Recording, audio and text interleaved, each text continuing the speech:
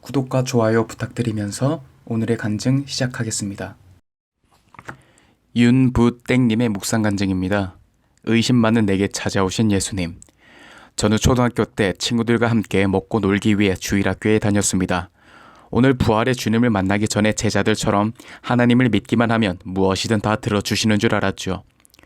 6남매의 막내로 존재감 없이 살아왔기에 저는 따뜻한 사랑과 인정을 받고자 눈에 보이는 변화를 기대했습니다. 하지만 불신 가정에서 교회에 나간다고 오히려 매를 맞았고 교회 친구들은 저희 집에 놀러 오지 못하는 일도 있었습니다. 그러다 교회에 걸려있던 십자가와 그림처럼 하나님은 형상으로만 계실 뿐 실제로 존재하지 않는다는 생각이 들었어요. 결국 자신의 의지나 건강이 약한 사람들이나 정신적, 심리적 안정을 원해서 신앙생활을 한다며 주님을 의심하게 되었어요. 20대 후반까지 스스로 더 강해져야 한다는 생각에 공장 생활을 시작해 대기업 기계 설계, 컴퓨터 프로그래밍, 기기 장비, 판매 기술, 영업, 개인 사업 등을 했습니다. 세상의 성공을 위해서라면 어떤 악하고 음란한 방법을 사용해서라도 영업 관계를 맺고 잠깐의 큰 이익을 얻는 성공을 맛보았어요. 이렇게 제 마음속에는 돈이 하나님의 자리를 차지하게 되었습니다. 하지만 저는 하나님의 그런 저를 IMF 외환 위기와 척추장애, 이혼이란 엄청난 사건을 연달아 주셔서 병상에 눕게 하셨습니다.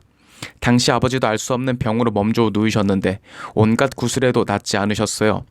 그런 상황에서 하나님은 고모의 존도로 아버지가 예수님을 영접하는 은혜를 주셨어요. 그런데 어머니는 아버지를 간병하셔야 했기에 저는 홀로 고통스럽게 병상에 누워 있어야만 했습니다.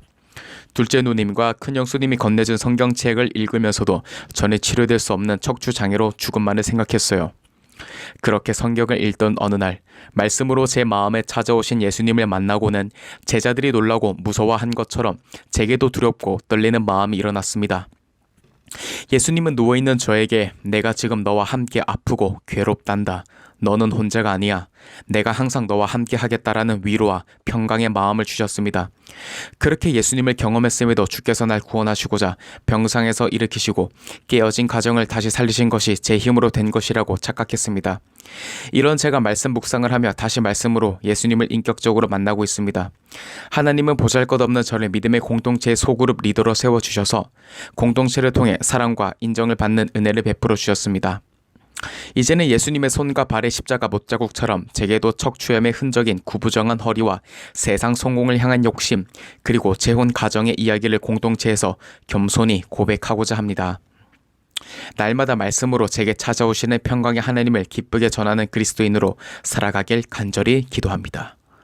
적용하기. 돈의 눈이 어두워 술과 음란의 부정한 방법으로 인간관계를 맺었던 것을 회개하는 마음으로 영업장의 술자리를 피하겠어요. 공동체의 세 가족에게 저의 장애와 재혼 가정의 간증을 전하며 예수님의 살아계심을 증거할게요. 오늘의 말씀 들어주셔서 감사합니다. 주님 안에서 승리하세요.